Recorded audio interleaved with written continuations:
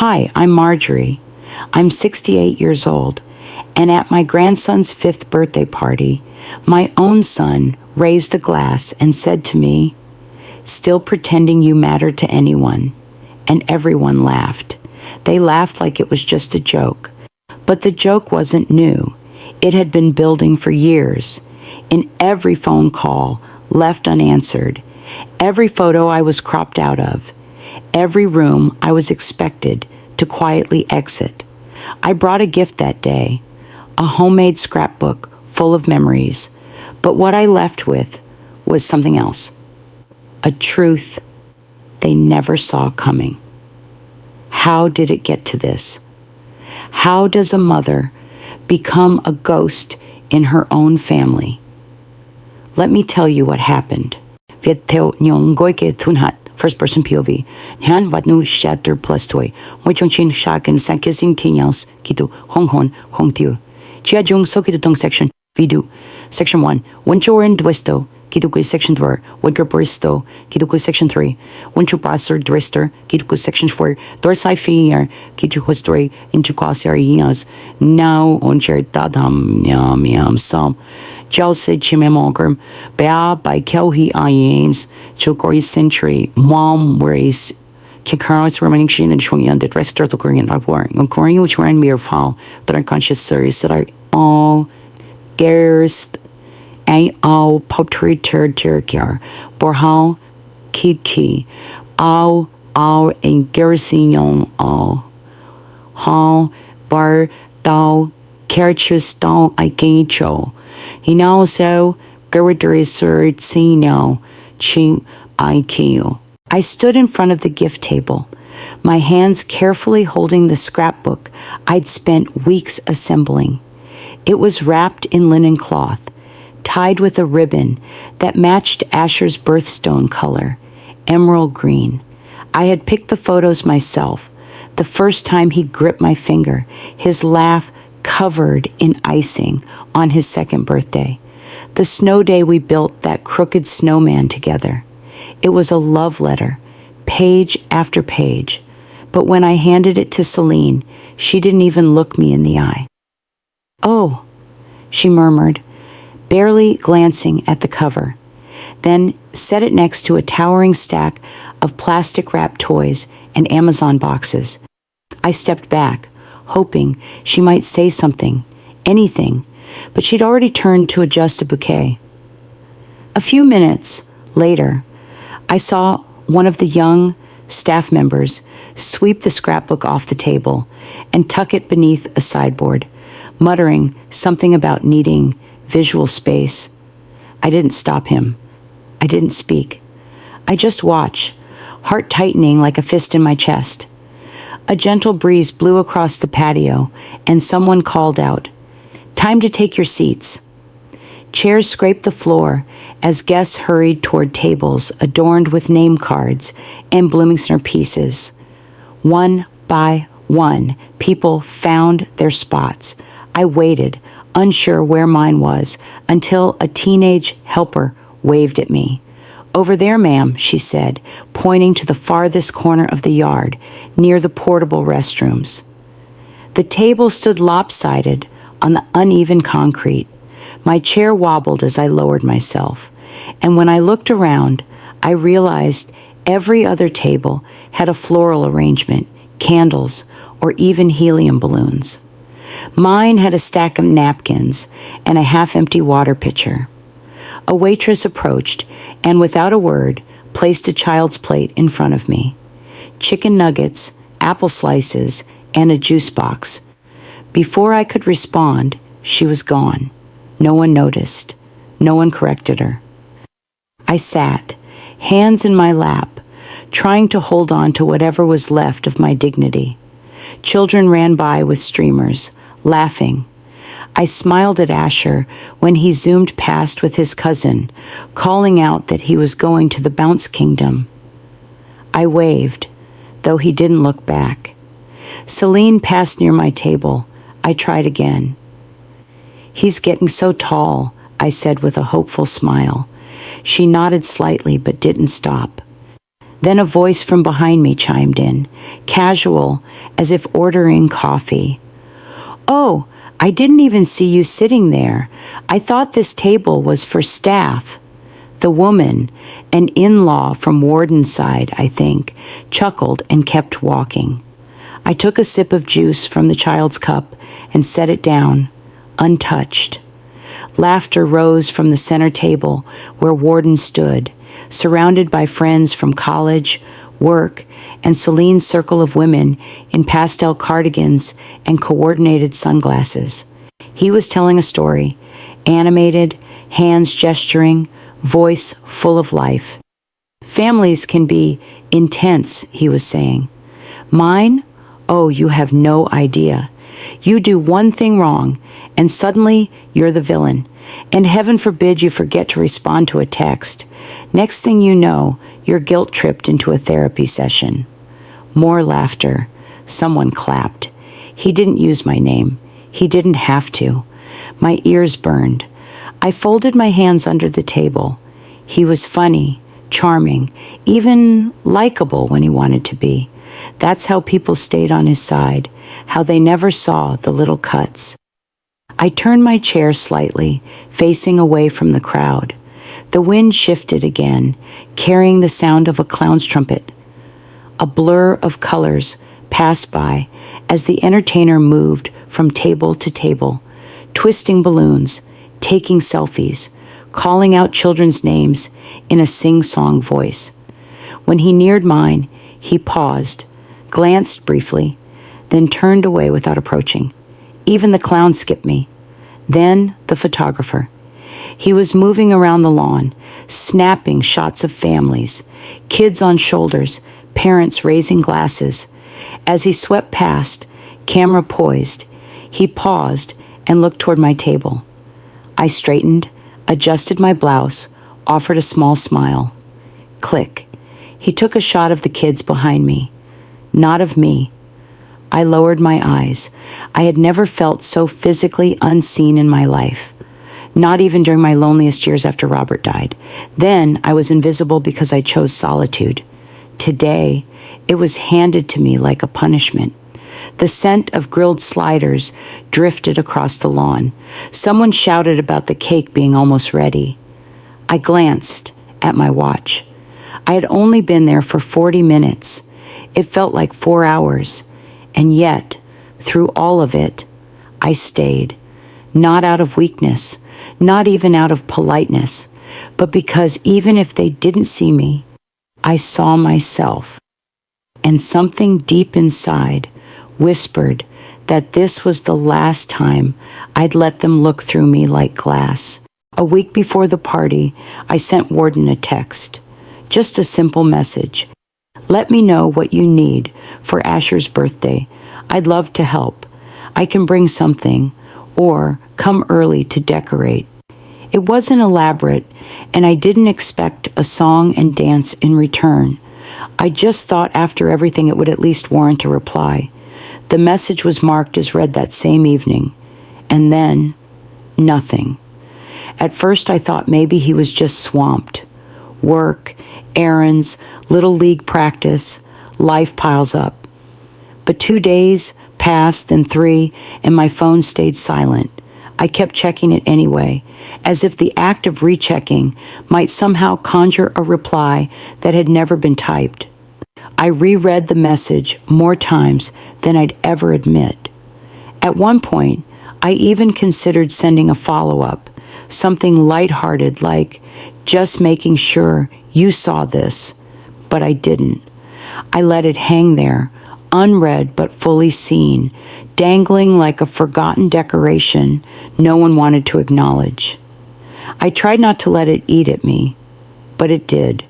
By the end of that week, I'd almost convinced myself not to go.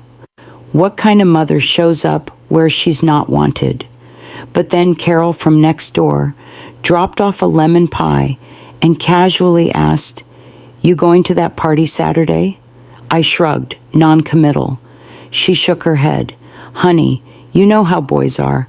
They don't mean it. He's probably just busy." I nodded, though every instinct told me Carol was wrong. Still, I thanked her, tucked the pie into the fridge, and laid out my outfit for the party. Something inside me still wanted to believe. That morning, I dressed with care. Lavender blouse, soft gray slacks, outfit I'd worn to Warden's college graduation years ago, back when he still beamed when introducing me, when he still called just to talk. Celine opened the door when I arrived.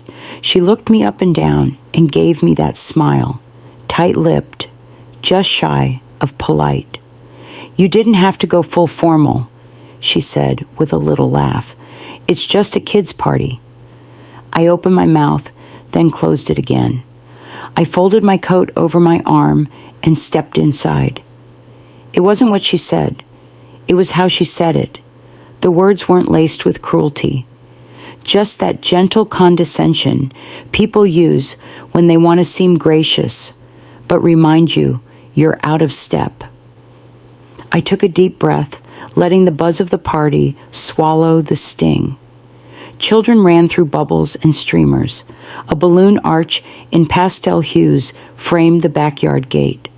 Parents sipped sangria and balanced tiny plates on their laps. I sat at my table, near the restrooms, of course, and remembered another party, years ago. Warden had thrown a small gathering at his apartment during grad school. I was the only parent who showed up. He introduced me with pride. "This is my mom," he told his friends. "She raised me on her own. She's the strongest woman I know." I remember that moment, like it's stitched into my skin. The way his arm wrapped around my shoulder, the warmth in his voice, the certainty in his eyes. It was the kind of moment you press between pages, hoping it never fades. And yet, here we were now. I stirred the ice in my untouched water glass, watching Warden toss his head back in laughter across the yard. He stood beside Celine, their circle glowing under a string of fairy lights. Once, I was his circle. I suppose I started stepping back when Celine came along, not because I didn't like her. I did, at first, but little things started to change. Family dinners became just us nights. Holidays got divided. My calls got shorter. My input became optional, then inconvenient, and I let it happen. I didn't want to make waves, didn't want to be the clingy mom. I believed the best way to support him was to step aside and let him build his life. That's what good mothers do, right? I thought silence was love, I whispered to myself.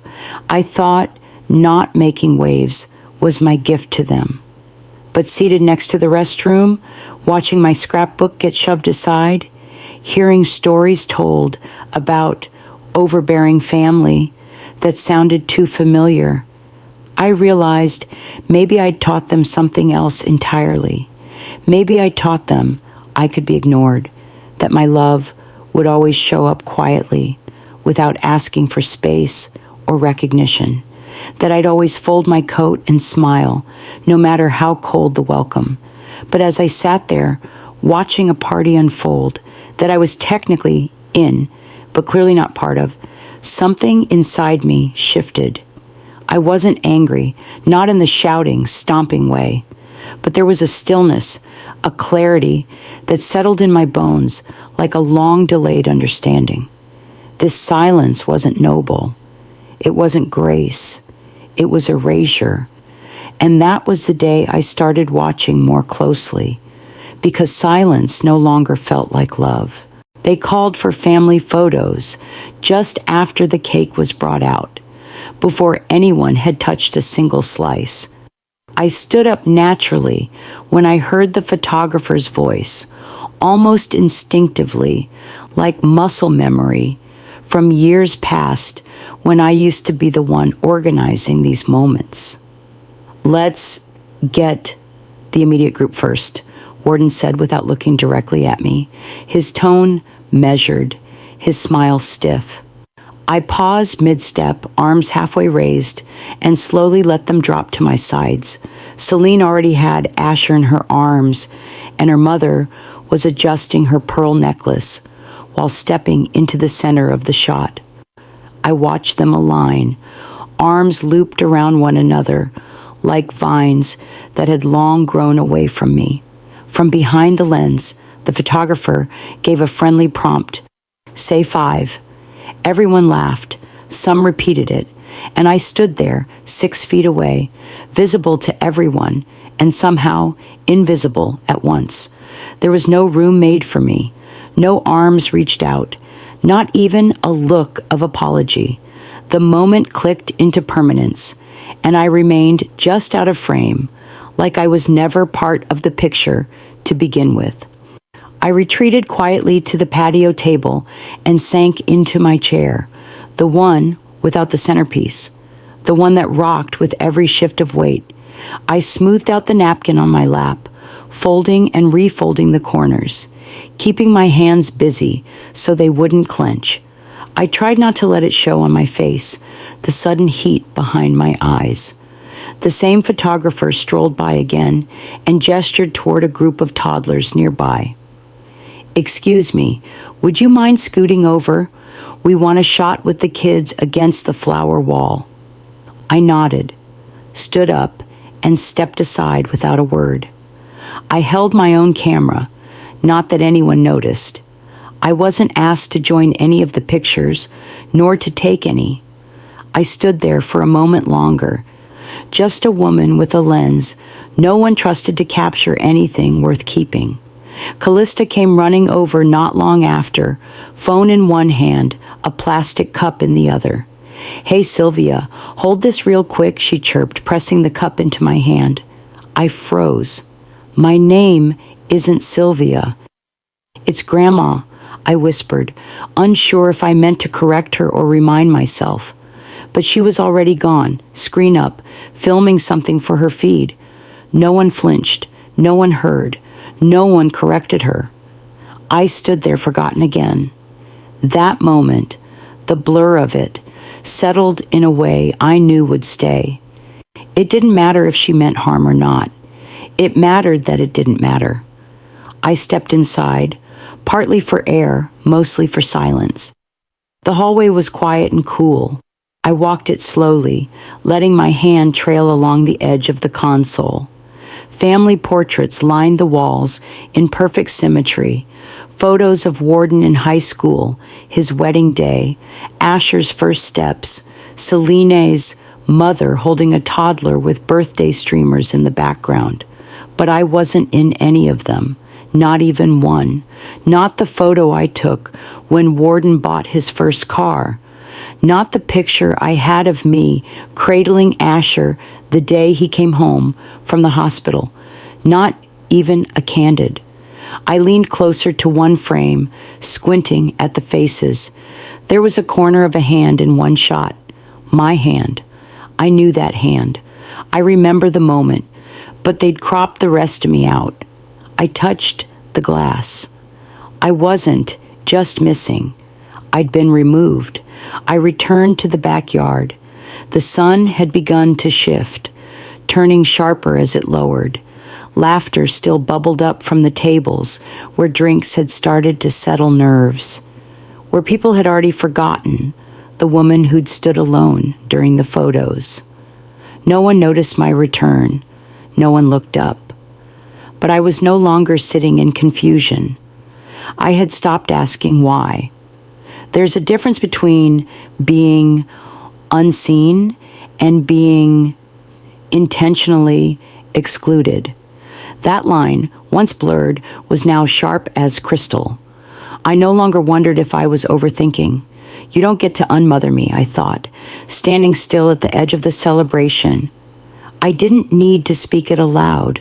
No one was listening anyway, but I heard it. And this time, that was enough. The aroma of rosemary and roasted garlic was faint but distinct as I moved toward the buffet. I wasn't looking for recognition. I knew better than that by now. I just wanted to see if the casserole I'd brought, the one Asher used to ask for at every sleepover, had made it onto the table. It hadn't. I found it sitting on top of a mini fridge in the garage, condensation sliding down the sides of the dish like slow tears. I asked the young man tidying the drinks if he knew why it hadn't been served.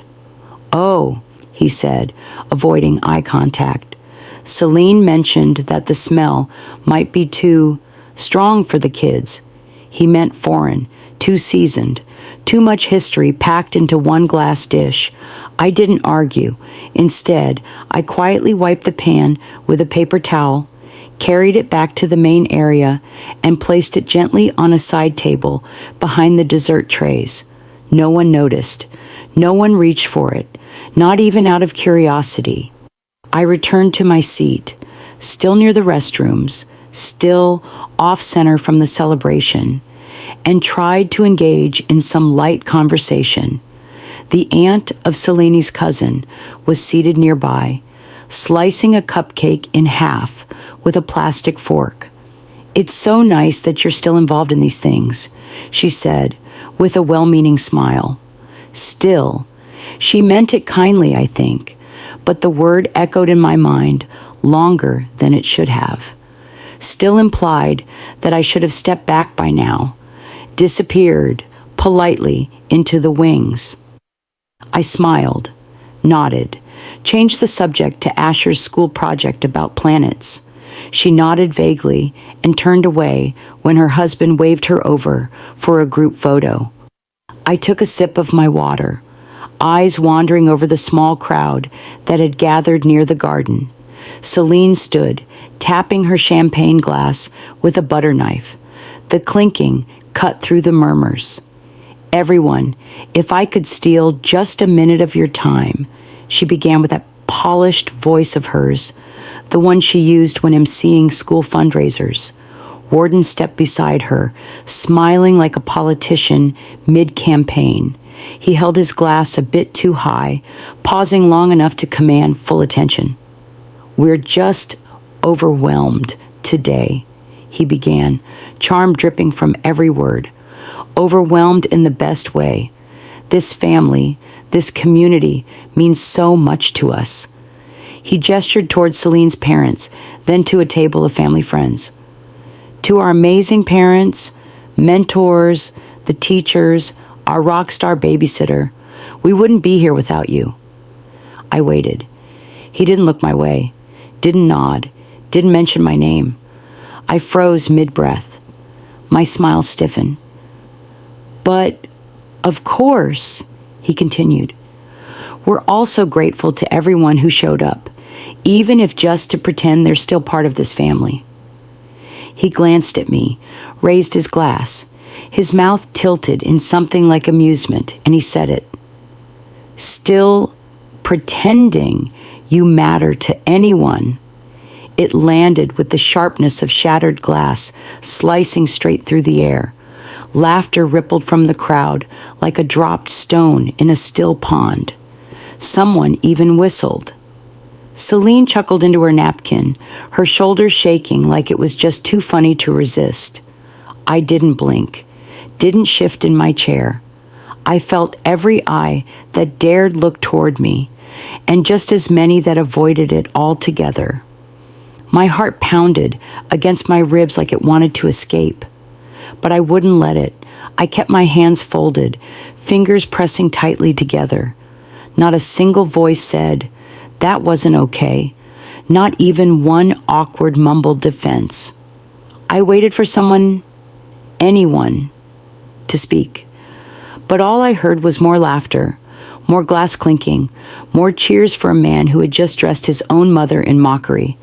Inside me something moved. It wasn't rage. It wasn't sadness. It was a click. A sharp, precise click, like the turning of a lock. I had let it go when they forgot to include me in the photos. I'd swallowed it when my name was absent from the invitation. I'd smiled through years of being pushed to the outer edges. But this was deliberate. This wasn't miscommunication or oversight. This was erasure wrapped in entertainment. And I, sitting alone with a casserole no one would touch, in a chair near the smell of sanitizer and the buzz of a fly trap, realized I'd been treating humiliation like a misunderstanding. No more. They had drawn the line today, but they had no idea I was about to step over it, quietly, decisively, and with more power than they'd ever imagined I still held. I remained seated while the rest of the party picked itself up around me. Glasses clinked again, not out of joy, but out of habit. Laughter returned, though it was thinner now, less certain. Still, not a soul glanced my way. They had all watched my son humiliate me and moved on, like it was just another piece of cake being passed across the table. I looked around slowly. Celine had pulled Asher close and was whispering something into his ear. He wriggled out of her arms and ran toward me. But just before he reached my table, Celine called after him, her voice syrupy. "Asher, honey, come take a picture with Mommy." He paused, gave me a hesitant smile, then turned back. And just like that, I was alone again. I tried to straighten my spine. I tried to keep my breath even, but my ears still rang with the sound of Warden's toast. I hadn't responded, hadn't stormed off. That silence, however, wasn't a sign of surrender. It was restraint. And restraint, when misread, becomes an invitation. Celine's mother passed my table shortly after, arms folded tightly across her chest. She gave me a half shrug, her expression tired. "You know, people your age take things too personally," she said. "It was a joke. Young folks are sarcastic. You need to learn to let go." I didn't respond. I just stared at the fading shimmer on the edge of her wine glass. And then someone clapped their hands and suggested a game for the families. Something light, they said. Something about appreciation. "Let's play a round of Who Shaped You," Warden called. "Everyone name one person who made you who you are." A few parents chuckled and exchanged glances. Callista raised her hand immediately. "My mom," she said, smiling proudly at Celine. "She's the strongest woman I know." There was a pause. Warden followed. "Coach Daniels," he said. "He taught me accountability. Changed my life." More nods. More affirmations. When they reached Asher, he hesitated. He looked toward me, then back to his parents. Daddy and Mommy." Celine beamed. Warden tousled his hair. I clapped softly, a smile forming on my lips. But no one noticed. The applause didn't follow me. It never did. That was when Warden approached. For the first time all afternoon, he walked over to my table. His smile was gone, replaced with a bland expression. He sat across from me, reached into his coat pocket, and pulled out an envelope. "This is for you," he said flatly. I stared at it for a beat before picking it up. My fingers trembled slightly as I opened the seal. Inside was a glossy brochure and a 2-page intake form. A senior care facility, well-reviewed, well-appointed, out of town. "We think this would be a better environment for you," he said. "Safer, more support, and it's close to good medical centers." He didn't look embarrassed. He didn't flinch. He just waited. "We're covering the first 6 months," he added, "so you don't need to worry about logistics." Then he stood up, just like that. No question, no curiosity about how I felt. "Just think about it," he said over his shoulder as he walked away. I held the papers in my lap, fingers still touching the edge of the intake form. He hadn't come to check on me after the toast. He hadn't apologized or asked how I was doing. He came with paperwork. I folded the envelope carefully, creasing each edge until it fit perfectly back inside. Then I slipped it into my purse without a sound. "Thank you," I said aloud, even though he was already gone. Not out of gratitude, out of clarity. I sat for a moment longer, back straight, eyes calm. The humiliation no longer stung. It sharpened. They thought this was a gesture of compassion, but I saw it for what it was: removal, reduction, a convenient solution to a woman they had mistaken for irrelevant, but they had forgotten something. I hadn't come to this party empty-handed. They didn't know it yet, but I had brought paperwork too. I sat frozen, the senior care brochure still warm from Warden's hand, the seal torn open, its meaning anything but subtle. Around me, the party buzzed back to life, though quieter now, less joyous, more practiced. Conversations resumed, like the last few minutes had never happened, like my son hadn't just handed me instructions on how to fade gracefully from his life. I noticed it then, how people looked at me differently, not with anger or even pity, but with detachment. Whispers moved in tight circles. Laughter happened at tables I wasn't seated at. I wasn't part of the party. I was scenery, like a decorative tree that no one really noticed until it started to shed. Celine gestured to Callista and her friend. Two girls huddled near the lemonade dispensers. They were glued to a phone screen, giggling behind their nails. "Let's use the grandma filter," I heard Callista say. She lifted her phone and pointed it at me. A second later, both girls burst into laughter. I didn't ask to see the screen. I didn't need to, but I saw it anyway.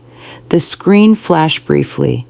A filter that distorted my face with oversized glasses and a cartoonish wig, overlaying the words, "When you crash a party, no one invited you to." They walked away, laughing harder. No one told them to stop. No one asked them to delete it. Not Warden, not Celine, not a single soul from the polished crowd of neighbors, cousins, or acquaintances. I stood slowly and walked away, out of frame, out of reach. My shoes made no sound against the patio stones, but inside, my dignity crumbled with every step. By the time I reached the far side of the yard, I needed to breathe. I wandered toward the side gate, trying to look like I was simply stretching my legs. A breeze caught the hem of my blouse, but it couldn't lift the weight sitting in my chest. I turned back toward the tables, hoping maybe, just maybe, someone would be looking for me. No one was. On my way back to the house, someone tapped my shoulder. "Excuse me," a woman said, holding a small plate with one hand, her other gesturing to a stack of napkins. "Would you mind grabbing some for table 4? I blinked. She looked right at me. "Oh," she added, laughing. "I thought you were with the catering crew. Sorry." She didn't wait for a response, just walked off, chatting into her phone. I didn't react. Not outwardly, but that laugh, the way she assumed I was part of the service, not the family, burned. Maybe it was the sensible shoes, maybe the neutral blouse, or maybe it was something else entirely. Something about the way I carried myself. Quiet, compliant, always a step away from the spotlight. I walked back toward the kitchen patio doors. They were shut, glass gleaming under the sun. I stopped when I caught my reflection. I looked older than I remembered. My shoulders hunched more than they used to. There were lines in places I hadn't noticed before. But it wasn't just age. It was something else. Maybe they don't see me, I thought. Because somewhere along the way, they rewrote who I was. I stood there, facing my own reflection, the hum of party chatter muted behind me. Inside that kitchen, Celine and Warden were refilling drinks, smiling for photos, posing like the perfect family. They had carved out their narrative, and I wasn't in it. That clarity didn't sting as much as I thought it would. Not anymore. It was simply known. I reached into my purse and pulled out the envelope I had brought. My name was printed across the front in bold, steady typeface. No wiggle room, no ambiguity. The senior care documents were still inside too, folded neatly, now joined by something with far more weight. I slipped their envelope beside mine, letting the contrast settle, his version of my future and mine. Let's see how they like being surprised, I whispered, not with bitterness, but precision, because this time I wasn't the one waiting to be acknowledged. I walked back toward the main yard like I was moving through water. Each step carried something new, something heavier than anger, sharper than shame. I felt it in the way my feet connected with the stone path, in the way my shoulders settled, not from defeat, but from readiness. The envelope inside my purse no longer felt like a piece of paper. It felt like purpose. The crowd hadn't changed. The energy still buzzed with false celebration, plastic cheerfulness layered over real tension. Callista was back by the drink station, her phone aimed toward the bounce house. Celine posed with Asher near the cake table, where a garland of balloons shimmered. And Warden, glass in hand, laughed with a guest like nothing had happened at all. But I had changed. I took the long way around the garden. Let them keep laughing a few minutes longer.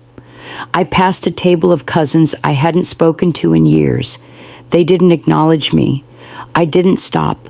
I saw Alton. He gave me a subtle nod. We both knew what was coming. Celine clapped her hands, calling the room to order. Everyone, we're about to open Asher's main gift. Applause. Phones lifted. All eyes to the stage she had built. I let the silence build just a second longer before stepping forward. Before that, I said, voice steady, I'd like to say something. There was a pause, then a few confused glances, the kind of pause that thickens air, a ripple through the crowd. Celine blinked. Mom, now might not be. No, I said, holding up the envelope. You've had your microphone. The lawn went still. Warden's posture shifted just enough to tell me he understood something was coming, but he didn't know what. I opened the envelope and removed the document slowly, giving people time to lean in to quiet. This house, this celebration, this family's future, I began, was built on the foundation of more than just effort. It was built on sacrifice, mine. I looked up. What you all don't know is that for the past several years, I've been the silent investor. The trust fund you're counting on, the one tied to this home, to the assets listed under Celine and Warden's names, that came from me. And as of this morning, all of it has been moved. Murmurs. Someone dropped a fork. I raised the top page of the document. The ownership has been legally transferred, not out of spite, not out of malice, but clarity. I no longer wish to finance the narrative that I don't exist. Celine took a step forward, face pale. What are you talking about? That's not even... You'll get a full explanation from your attorney, I said, then turned slightly. Alton? He emerged from the crowd with calm precision, dark suit crisp, folder in hand. I'm her attorney, he said, and everything she's stated is legally binding as of 9 Unauthorized this morning. You'll find the transfer notices and amended contracts in this packet. He handed the documents to Warden. The silence was now deafening. People stared. Callista lowered her phone. A child cried somewhere in the background, confused by the shift. The air felt like it had dropped 10 degrees. I turned to Asher, who stood halfway between me and his parents. "You'll always have a home with me," I told him. "That doesn't change." Then I faced Warden. "I gave you everything. You gave me paperwork." With that, I turned and walked toward the gate. I didn't run. I didn't rush. I let them watch me leave, the same way they had once made me feel invisible. Except now, they couldn't look away. And as I passed the last table, a small child, I'm not even sure whose, clapped once. Just once, but it echoed. I didn't rush as I walked away. I didn't look back. My heels made soft clicks on the concrete path, but even that felt quieter than before. Behind me, the party had gone still, not the hush of reverence, but the heavy, uncertain quiet of a room after something breaks. The clatter of voices that had once drowned out my presence now faded into murmurs. Conversations trailed off. A few chairs scraped the patio. A fork fell somewhere, but no one dared fill the silence I'd left. I reached my car, pulled the keys from my purse, and paused at the door. For the first time that day, I let tears press forward. Not because I was hurt, though I was. Not because I was humiliated, though I had been. They came from something else, something I hadn't felt in years. Clarity. Behind the garden hedges, the storm I'd stirred was still swirling. Warden's voice cut the air, loud and sharp. "You let her ambush us." Celine's answer shot back like a match to gasoline. "You said she'd never go through with it." "You didn't stop her, Celine." "I didn't think I had to. You said she was weak." From where I stood by the car, I could imagine the scene unfolding just beyond the fence. Napkins crumpled in fists, wine slosh from half-empty glasses, Callista retreating to the far side of the house like a teenager cornered by her parents' chaos. The whole place had cracked, not from my announcement, but from their surprise that I still had something to say. The image of their house flickered through my mind. A perfect white facade, tidy hedges, matching patio furniture. It looked like something from a catalog, but catalogs never show what happens behind closed doors, never show what breaks when control slips. I opened my car door, but didn't get in. Instead, I turned and looked back at the windows. The kitchen light was on. Movement inside. I stood still, watching. Celine moved past the window in a blur, pulling the curtains closed, her hands jerky. Warden loomed behind her, flipping through the folder Alton had given him, pages now creased, legal text exposed. He slammed it onto the counter. I didn't hear the sound, but I could feel the impact. No one was talking about the cake anymore. No one cared where Asher had gone. All their energy now swirled around the fact that I hadn't stayed quiet, that I hadn't left on their terms. They had planned a ceremony. I'd brought a reckoning. The car interior smelled faintly of lavender from the sachet I kept tucked in the glove box. I sat there, door ajar, hands on the steering wheel, not starting the engine. I didn't want to drive just yet.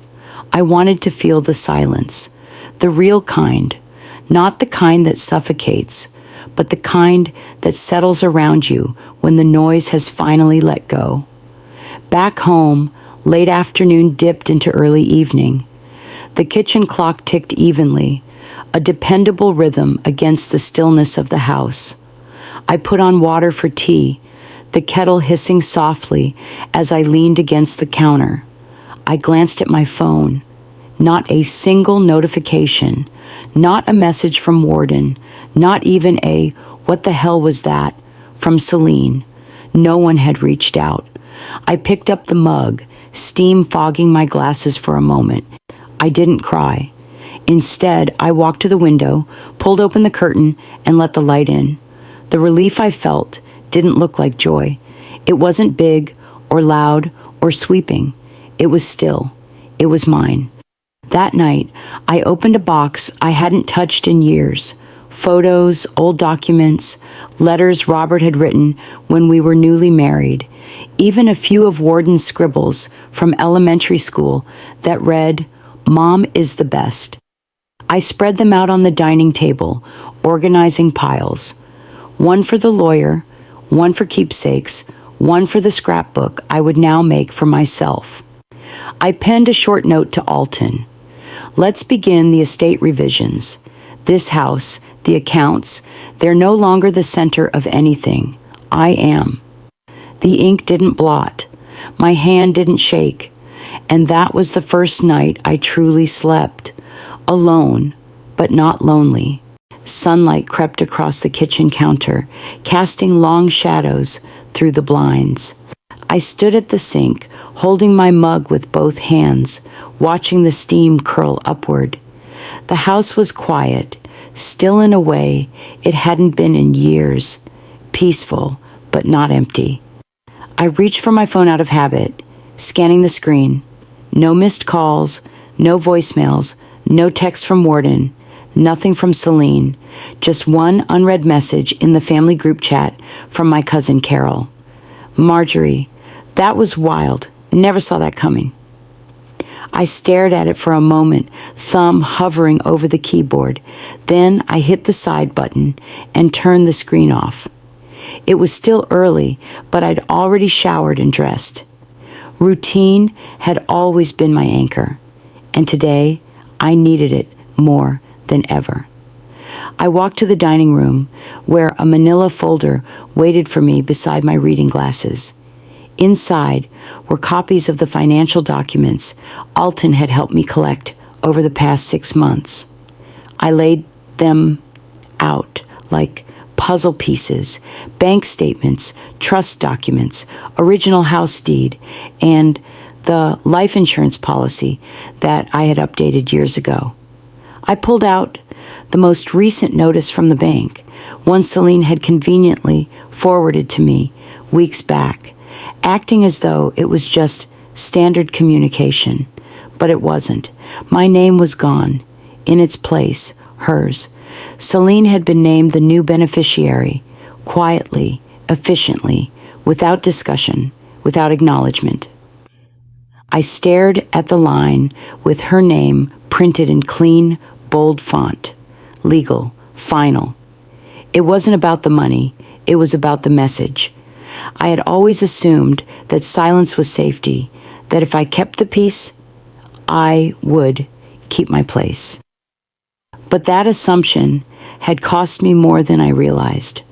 I walked to the window, pulled back the curtain, and let the light hit my face. There was a moment at the party that played in my mind like a scratch record. Genevieve, distant cousin on Warden's father's side, had walked up to me while sipping a mimosa. She'd smiled brightly, clueless and relaxed. "You're Warden's mom?" she'd asked. "Gosh, I thought you passed away. I never hear your name anymore." She hadn't meant it cruelly. That almost made it worse. The way she said it, so casually, like I had been erased, not out of anger, but out of irrelevance, cut deeper than any deliberate insult. It was Antawan's malice. It was absence. I carried that memory with me into the backyard, where the grass shimmered under the late morning sun. I sat in the garden chair Robert used to favor, the one near the roses. The silence now felt different, not like the type that comes when people stop talking, but the kind you enter when you finally stop trying to be heard by those who never wanted to listen. I opened my notebook and began to write, not with bitterness, but with clarity. I kept quiet because I loved them, but love that demands your erasure isn't love, it's obedience. Then another sentence followed, unprompted. They didn't kill my voice. I gave it away. I just took it back. I set the pen down, breathing deeper than I had in days.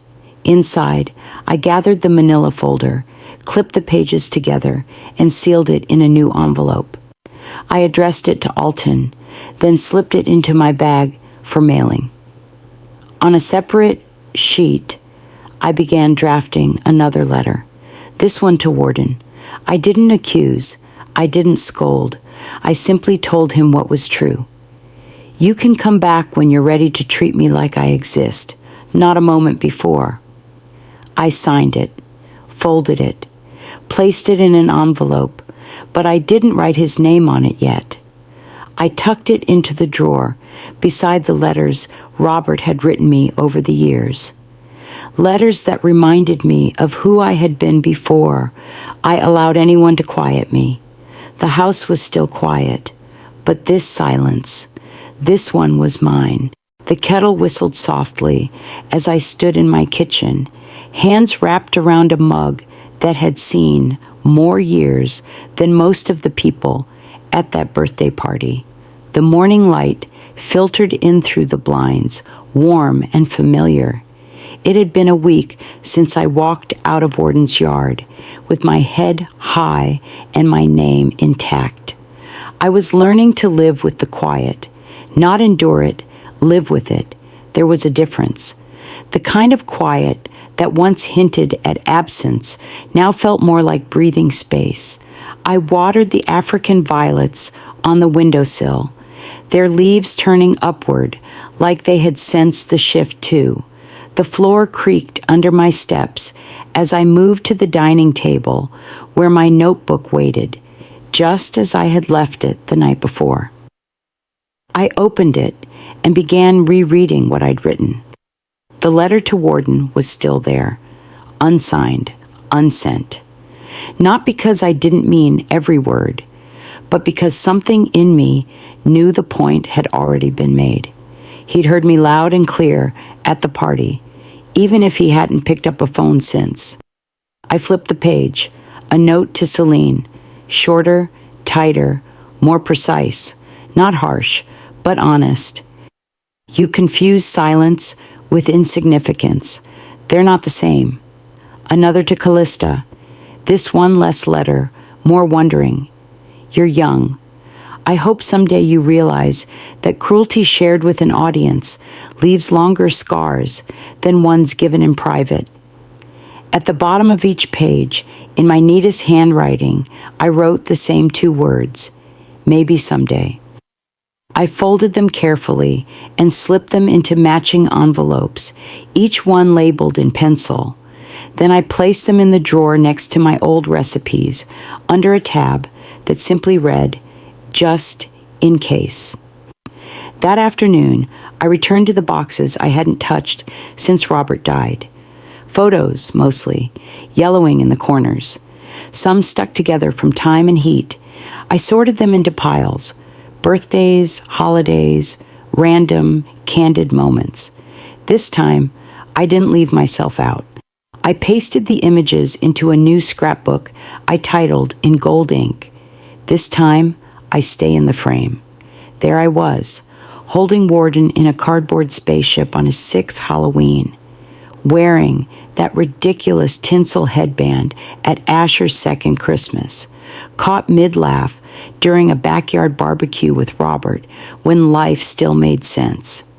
I paused longest at a photo of Warden at age 6, clinging to my skirt, tears in his eyes because someone had told him he couldn't take his stuffed dog to show and tell. He hadn't cared what they thought. He had just wanted to be near me. Funny how quickly the people who once saw you as their whole world forget you were ever the sky. Just before sunset, a knock broke the rhythm of my thoughts.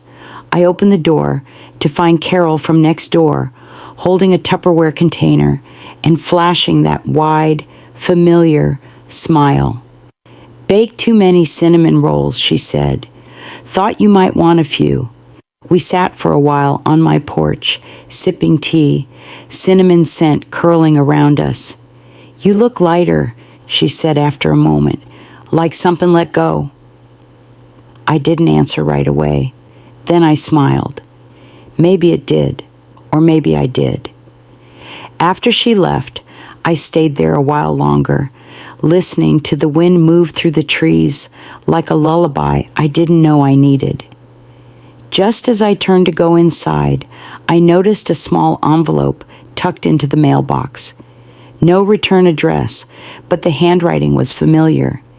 Inside was a folded piece of paper, crayon on construction paper, 2 stick figures holding hands. I love you, Grandma, it read, letters crooked and heart achingly real. No phone, no apology, no explanation, just a child's heart reaching out. I pressed it to my chest and stood there for a long time. This was the only letter I needed to receive. 2 weeks passed before I saw Warden again. It was a Monday morning, bright but cool, the kind of day where the sun seemed more like a courtesy than a comfort. I heard the knock before I saw him. 3 uneven taps, no doorbell. When I opened the door, he stood there like a boy who'd wandered onto the wrong porch. Asher keeps asking about you, he said. No hello, no apology. I leaned against the door frame. Do you want to come in? He shook his head. Just wanted to bring this. He held out a folded piece of paper. I took it slowly. It was a drawing, colored with bold crayon lines, 2 stick figures holding hands under a crooked sun. The shorter one had gray scribbles for hair. In the corner, Asher had written, me and Grandma. I let the door rest open, gestured to the porch chairs. He sat without protest. We didn't speak for a while. He looked around like he didn't remember how small this porch had always been. I'm not here to fix everything you find me. I'm not asking you to. We sat with that for a while. He looked tired, not from lack of sleep, but from the weight of his own decisions. I didn't think you'd go through with it, he added. I know, I said. That's exactly why I had to. His eyes stayed on the porch railing, fingers drumming against his jeans. It's not about getting back what you broke, I told him, voice even. It's about you finally seeing I was never meant to be erased. He didn't argue, didn't excuse, just nodded once, slow and quiet. After he left, I didn't rush back inside. I stood there for a while, looking at the paper Asher had drawn. I pressed it against my chest, then pinned it to the fridge. Not out of nostalgia, but recognition. That evening, I put on soft jazz and tied my apron behind my back. The cinnamon rolls were already rising when I heard a knock again. This time I knew the rhythm. Asher burst through the door like sunlight, arms flying toward me. I scooped him up before I could even think about it. I brought my book bag, he said proudly. Well, that changes everything, I said with a laugh. You hungry? He nodded. I set him up at the table with warm milk and a small plate. He told me about a girl in his class who wore frog boots every day, and how the art teacher said his spaceship looked more like a carrot, which made him mad for a whole hour. The house wasn't filled with noise. It wasn't crowded, but it felt full again. Later, after I tucked him into the guest bed, I walked into the living room. The shelf above the fireplace used to hold curated moments, pictures that made us look like the family I thought we were supposed to be. I took them all down. In their place, I framed the drawing from Asher next to a recent picture of us at the zoo, both laughing mid-bite into cotton candy. No one was cropped out, no filters, no edits. I wrote below it in gold pen, seen, chosen, enough. I settled into my chair, the night settling around me. I poured a small glass of red wine and brought my feet up beneath me. The air was cool now, but not cold. I wrapped a blanket around my legs and stared out the window. I thought silence protected me, I said softly. But voice reclaimed me. No one else needed to hear it. It wasn't for them. The spotlight was gone. The performance had ended. And for the first time, I didn't feel forgotten. I felt free. Sometimes the people who should love you the most are the ones who forget how to see you. But being forgotten doesn't mean you disappear unless you allow it. I spent years thinking silence was strength, that stepping back was noble. But I've learned that there's a difference between peace and invisibility. If you're watching this and you've ever felt overlooked, excluded, or quietly erased from your own story, know this: you're still here. You still matter. You get to rewrite the frame, and this time, you get to stay in it. Now I want to hear from you. Have you ever been made to feel like you didn't belong at your own table? What did you do? Or what would you do if it happened today? If this story moves something in you, type 1 in the comments, or let me know where you're watching from. And if it didn't, tell me why. Let's talk about it. Don't forget to subscribe so you never miss the next chapter. This story might have ended, but your voice, it's just beginning.